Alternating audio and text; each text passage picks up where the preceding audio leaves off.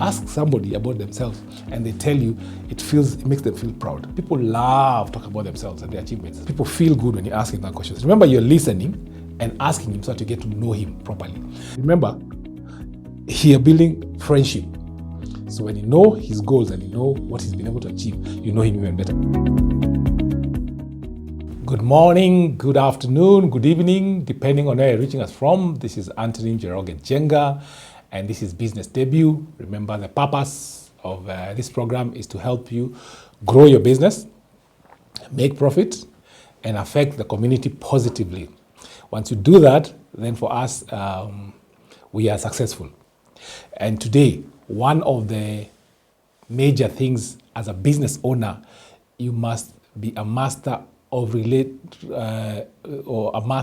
creating long-term business relationship. You know, I belong to an organization called Business Network International, and one of the things we do is that we network as business owners, and we have 7 core values. One core value is give us gain.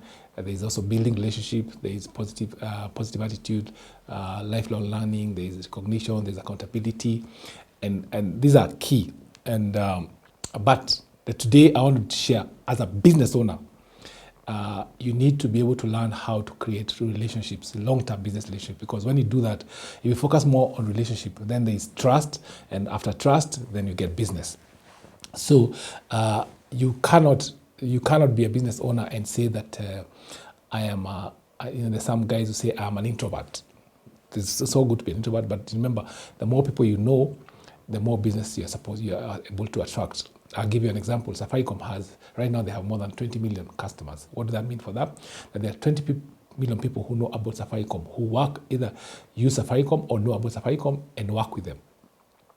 Now, the more people you know is even better, but the more people you know who can trust you are even better, because now they believe in your brand and can help you grow your brand. So I'll take you down a system on what we use in the business networking, so you're able to get to know somebody better. Yeah. People do not want to do business with people they don't know. First, they want to build trust. For example, if you're dealing with somebody abroad, they want to first trust you. What they do, they go into your website, look at your website, look at what you do, the things you do, understand your business, and see whether they can be trusted. They look at testimonials. They look at what have people said about your business in the comment section. So they look at people saying good things about you. Are there people who have said anything bad about your business and all that? And this is key. But now I want to talk about building a long-term business relationship based on in-person meeting. When you meet somebody, what do you do as a business owner? So as a business owner, you must focus on knowing that person. Knowing that person. Can you imagine if you're going to a relationship and you're dating, and the person you're dating, you don't know them. You don't know them. Knowing them is knowing about their family, knowing about what they do, what they like, and all those things. Now, how do we build long-term business relationship? Let me come back to business. Let's leave relationships to relationship experts. But now for business, how do you do this? One, when you meet with somebody and you're having probably a cup of coffee, or it's also you're probably meeting them online for the first time, you have to be able to understand that person. And there are basic things that you need to have on the background that will help you be able to know that person properly. One, you must have a history of the business they are in. Yeah, for example, let me just give an example. I'm meeting this gentleman called, let's say he's called John. Yeah, or let me just use a practical example. I'm meeting John. John is a fellow business owner, and I want to get to know him. So first, I want to know, what does John do?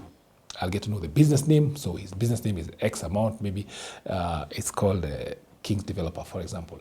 And then, so what does he do? What does that business do? The business is probably in logistics. And people like to talk about their business. So you get to know that part of his business.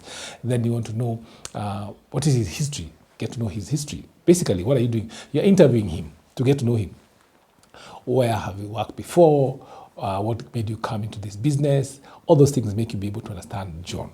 So I'll give you like John. John has been in the security space for a very long time. What has he been doing? He's doing security. So how did he get into the security business? He used to work for a security company before. What does it do? It just builds his credibility. He used to work for a security company before.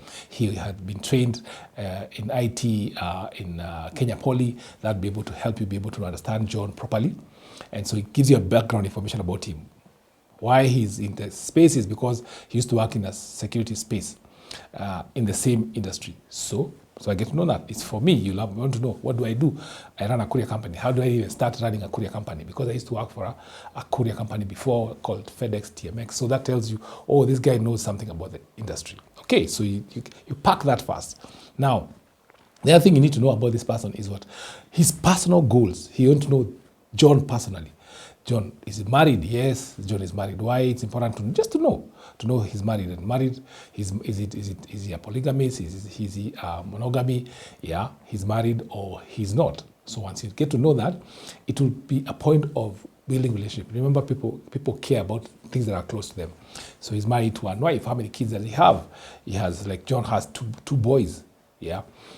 So you get to know that. What does that do? Tomorrow, when I'm communicating with John, I ask, hey, John, how are you doing? How is your wife? How are those two boys of yours? We are bonding. Okay? Then the next thing you want to know about John is that, does he have any animals? You find maybe John, half of his life, he was living in up country, so he has animals. So, hey, John, how many animals do you have? People love their animals. Like I will say, I have 10 goats. There are people who enjoy. I have 10 goats. I have 15 cattle. If you're talking to a Maasai, he'll say, I have a herd. Yeah, if you're talking to maybe a guy from Europe, they enjoy keeping dogs, they enjoy keeping cats. All that information helps you be able to know the person. Yeah, and then now, after that, you want to know what are these things that he enjoys doing, his hobbies. John probably loves swimming, he loves dancing, he loves hiking. That part of that is just building a profile about that person, and you know him from a position of good relationship. So once you know that, he likes hiking, he likes hang out, he loves dancing and all that, cool. People feel good when you ask him that questions. Remember, you're listening and asking him so that you get to know him properly. Then the next thing you want to know is that, okay, what are other skills that he has besides skills? He's probably a good basketballer. He's probably a good MC and all that. All those things help. So once you have a brief bio of the guy, it feels good. And even if you want to introduce him to somebody else, John will feel good that you know him. Yeah. If tomorrow I'm calling John, I'm asking John, hey, by the way, John, are you going to play golf? If, for example, John is a golfer and I'm also a golfer. Hey, by the way, can you go and play golf? It's part of building relationship, trust, long-term business. Once you know somebody, it's easy to do stuff with them. You ask him, by the way, you told me that you read books. What is the last book you're reading currently? I'm reading this book. Point of connection. So if I want to introduce John to somebody else, I can say, I know John very well. Why? I know his family. I know what he loves. I know his skills. I know other things that John does that otherwise somebody else will not know. John is my friend. Now, that is called personal information. You have a brief bio of the gentleman. Now, things that are important for John are what we call goals, achievements, and his networks and skills. So, I'll ask John, what are your goals? Remember, a good salesperson or a good CEO listens. The purpose of your relationship, the purpose for this discussion with him is for you to know him better, and so that you can build a long-term business relationship with him.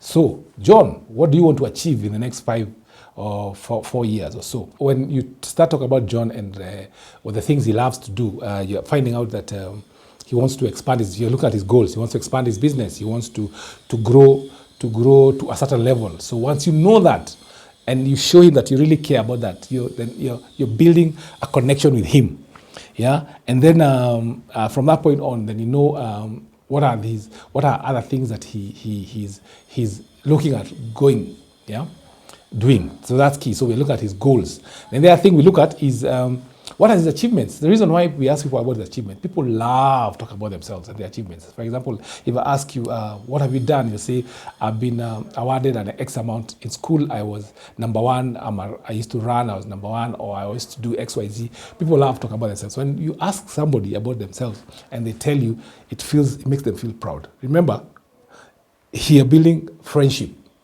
So when you know his goals and you know what he's been able to achieve, you know him even better. And it feels good that you know him even better. Then the last but not least, and this is key for you, is to know what are his networks. Yeah, maybe his networks are, he plays probably, he has a network in the golf club, he has a network in church, he could have a network in, maybe he is a member of Toastmasters, he's a member of Rotary Club. All that just shows you John's network. It helps you to be able to know how far this guy can go. You could hear that maybe John is a member of the Architects Society of Kenya, or he's probably a member of a global organization that you've been looking for. So once you know all that, then you know John very well. Then the other thing, remember the aim of this is to be able to know John in such a close way. Then you ask him, John, what are your inspirations? Why do you want to know his inspiration? You want to know what makes him tick. He tells you the reason why I'm what I am today is because I'm consistent. I've been focused on this thing for a long time and all that. This is what I've gone through, and because of just being focused, I've been able to achieve this. It keeps you knowing about him. And you ask him, what keeps you ticking? What keeps you driving? For example, for me, what is my ultimate goal is to be able to alleviate poverty in Africa, one person at a time. That's what I live for. I want to do that. I want to see that happening. It's a big, audacious goal, but that's my goal. So when everything I work around, be able to create employment for people, help Africans become better, export things for Africans, help them create more technology to be able to do business better, and so we can alleviate poverty in Africa. That's my passion. So once you know that, even you can be asking me in the next five days, hey, by the way, how far are you going with your passion? Where are we at with this? Blah blah blah. It creates a relationship. Then the next thing you want to know is of course is his passion and what he wants to know. Now, what are the things that affect people who won't create relationships, long-term business relationship? Is because people don't listen. So remember, what are the common mistakes that people make when they are trying to build relationships? One, people don't listen. Somebody is talking, and you're not listening to him. You're not listening to understand. You're listening to respond. So when I'm talking, you can't point out one or two things that I've said. Yeah. And then there are things that you based on the information I'm giving you, you don't create communication with me. So I've told you so much information about me. Tomorrow you ask probably the same thing I discussed with you yesterday. So those are the common mistakes that people make. But now, based on the information you have about that person, now it's easy. That person feels like they know you. Feels like they know you. Now, for you to build relationships with that person, with the information you have about him, try and help him. He has told you his goals. He's told you his dreams. He's told you his inspiration. Be part of his story. You always ask, who is part of my story? Who is part of my success?